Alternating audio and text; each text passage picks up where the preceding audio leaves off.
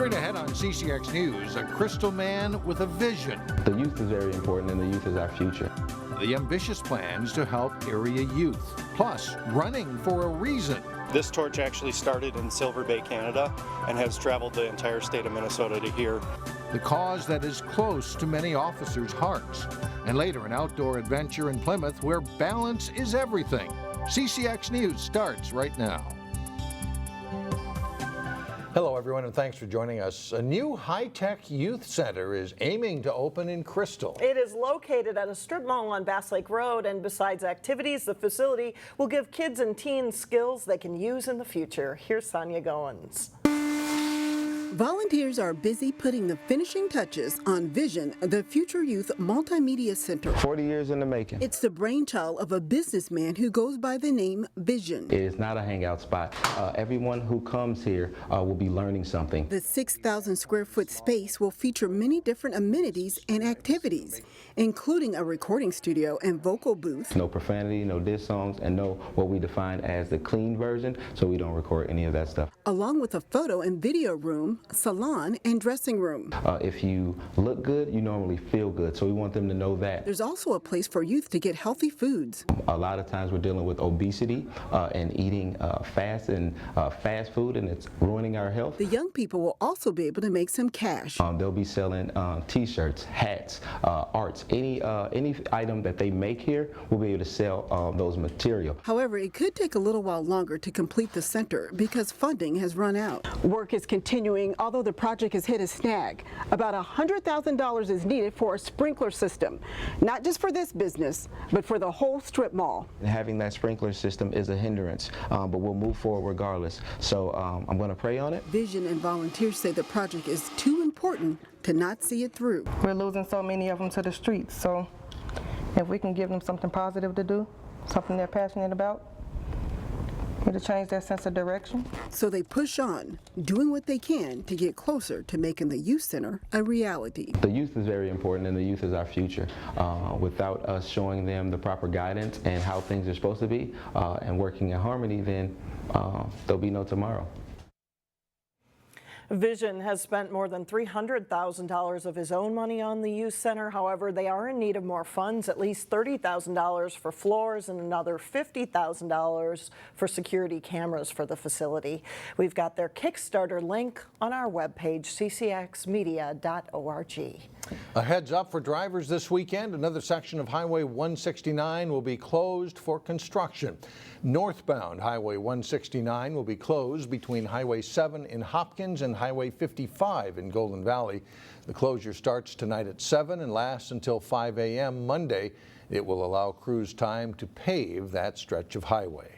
Minnesota's largest food bank is planning to move its headquarters to Brooklyn Park.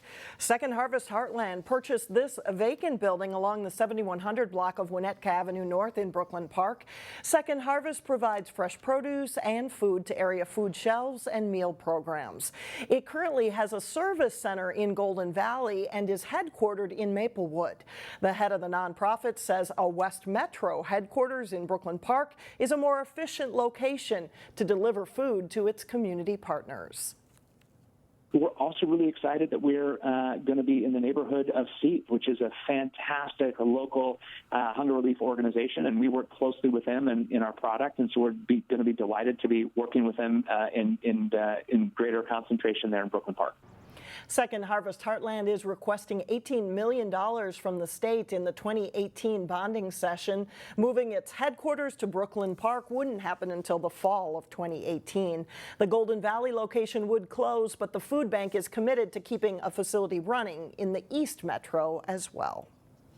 It is a big weekend for thousands of Special Olympics athletes in Minnesota. The opening ceremonies of the Summer Games take place tonight in Apple Valley, but as Delane Cleveland reports, officers from the Northwest Metro are playing an important role in helping to raise awareness for the event. When orange cones are present along a busy road, chances are that traffic will be slow going.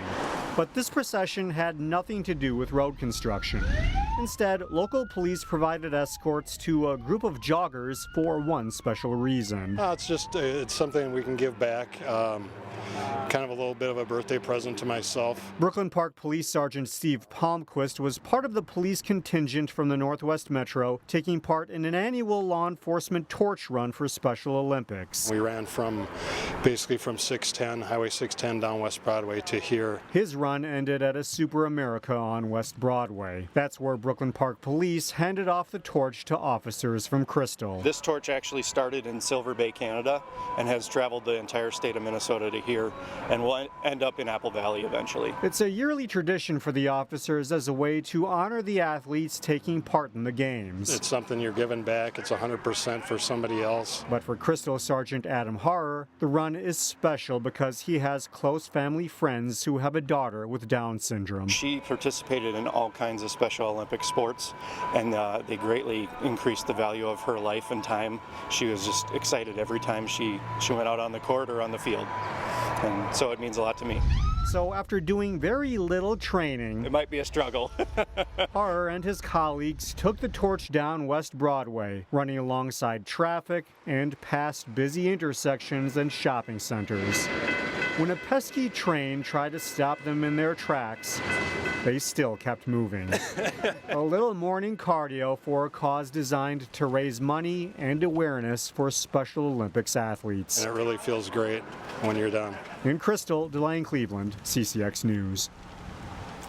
The games take place this weekend at Eastview High School in Apple Valley, and for a list of events, you can go to our website at ccxmedia.org. The Crystal community may be smaller than neighboring Brooklyn Park, but Crystal earned bragging rights after a big upset win in Hennepin County's Step to It Challenge. I'll tell you, we are so excited. I mean, for me, I've been telling people this is like David and Goliath, and we won. Here's to next year. You all watch out. Naomi Davidson's group, the Dynamos, were part of Crystal's effort to unseat Brooklyn Park as the most active community, and they succeeded this year, logging nearly 98 million steps. During the month-long Hennepin County Step to It Challenge, more people joined in Crystal than had in years past. And Naomi says the rewards go way beyond the exercise. It makes you more aware of the steps that you're doing in a day when you pay attention for those 4 weeks, and can bolster your activity moving forward. But also the social aspect is huge because you do get to know so many of your neighbors that much better, and that makes a safer neighborhood. Naomi took more than 1 million steps last year to win in the over 65 category. Countywide, more than 1 billion steps were logged during this year's challenge. Way to go. Keep moving, right? A lot of steps in Crystal. That's right. Still ahead on CCX News, a fast-growing water sport that just may stand the test of time. Plus, a Maple Grove hockey player hopes to hear his name called this weekend at the NHL draft. But first, a cool and possibly wet weekend. Temperatures only reach the 60s. We'll be right back.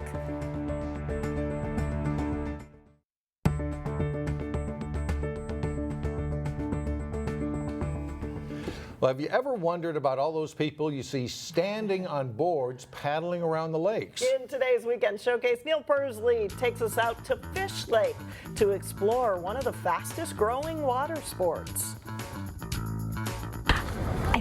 I think people sometimes think it's more difficult than it actually is. And I was about to test this theory with my Three Rivers Parks instructor, Laura Woolley, at Fish Lake Park in Plymouth. And it's just a matter of getting comfortable with it. I'd been fascinated with stand-up paddleboarding, and I knew you could rent them at Fish Lake Park. Step 1, sizing your paddle to fit you. And you're reaching your hand as high up as it will go, and your paddle should be right in the palm of your hand. The history of modern stand-up paddleboarding is basically an offshoot of surfing, so a stand-up paddleboard closely resembles a tri-fin longboard surfboard. It originated in Hawaii and really caught on in the general population about 4 or 5 years ago. It's usually how I like to start. Step 2, getting on your board. So I like to have people just start on their knees. Maybe I should say a little prayer while I'm at it. If you feel comfortable enough to stand up, usually just have people set their paddles right on the top of the board like this. Hold yourself with your hands. And then just step up. She makes it look so easy. You can use your paddle right away to help you balance. This is pretty good for me. Sarah Wheeler's family got into paddle boards this year, but she prefers the tranquility of early mornings. Very peaceful. I always make sure I have a cup of coffee before I get here, and then I've got a good 45 minutes on the lake before I have to hit my desk or run some kids around. So it's just a very good way to start the day. The lesson here is if you've ever been curious about stand-up paddleboarding, come out to a Three Rivers Park and try it. If I can do it, anybody can. From Fish Lake Park in Plymouth, Neil Persley, CCX News.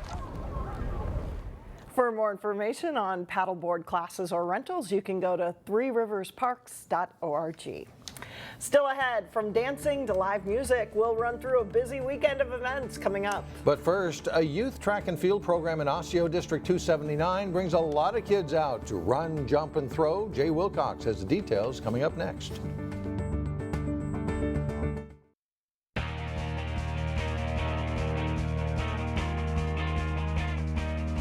I'm Jay Wilcox with sports. A recently graduated Maple Grove High School hockey player might hear his name called in this weekend's NHL draft. Number 19, Sam Huff, helped the Crimson to the state tournament with a strong senior season, scoring 23 goals with 46 assists. Huff, after being unranked at midseason, is rated number 131 among North American skaters heading into the NHL draft. The first round of the draft is Friday night with rounds 2 through 7 Saturday. Huff is committed to play for the Gophers in college, likely starting in the 2018-2019 season. Well, a classmate of Huff's at Maple Grove is up for a big award this weekend. Charlie Bubba Horton is one of 7 finalists for the Mr. Baseball Award. The winner of that award and the Ms. Softball Award will be announced at a banquet at Target Field on Sunday. Horton, a pitcher and first baseman, hit .416 with 22 runs batted in this spring for the Crimson and had a 2.45 ERA as a pitcher. He's committed to play baseball at Minnesota, and he's very happy to be a finalist.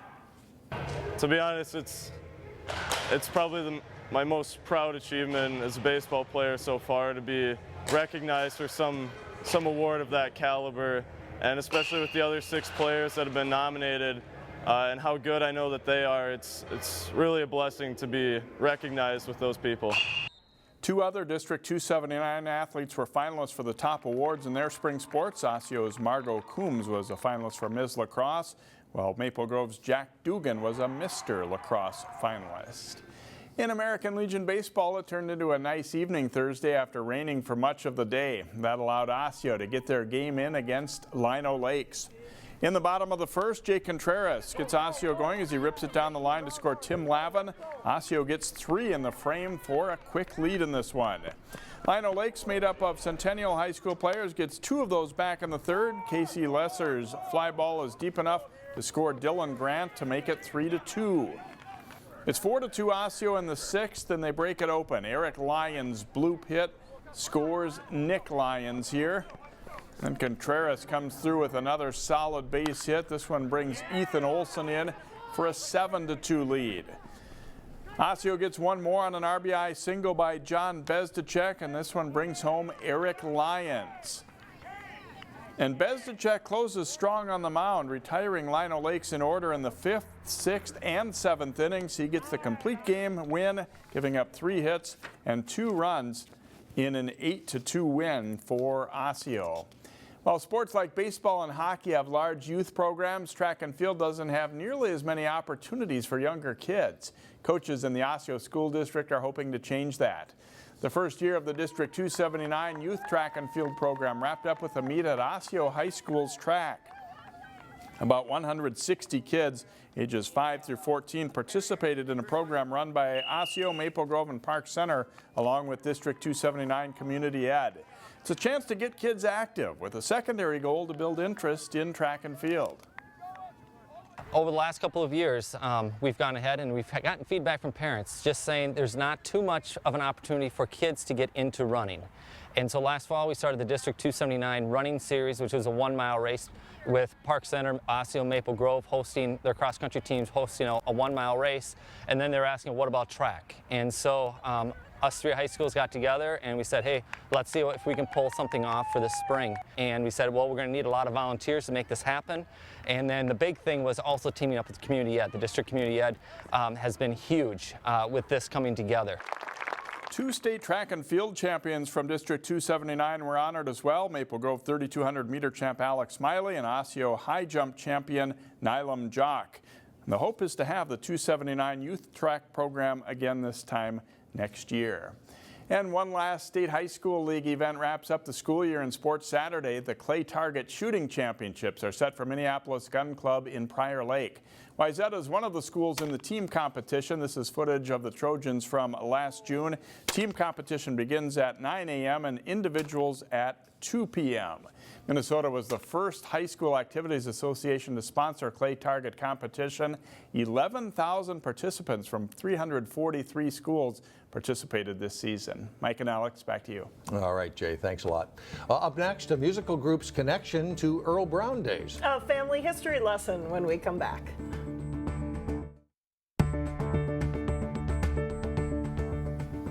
It's time to lace up your dancing shoes in Golden Valley for a good cause. The Fire Relief Association Street Dance starts at 5 o'clock Saturday at the Chesterbird American Legion on Highway 100.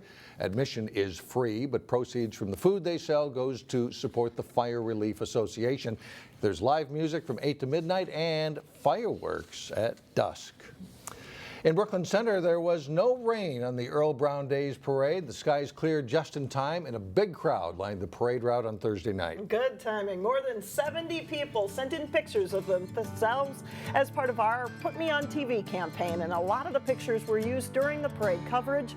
And after every local parade this summer, we are picking 3 winners chosen at random.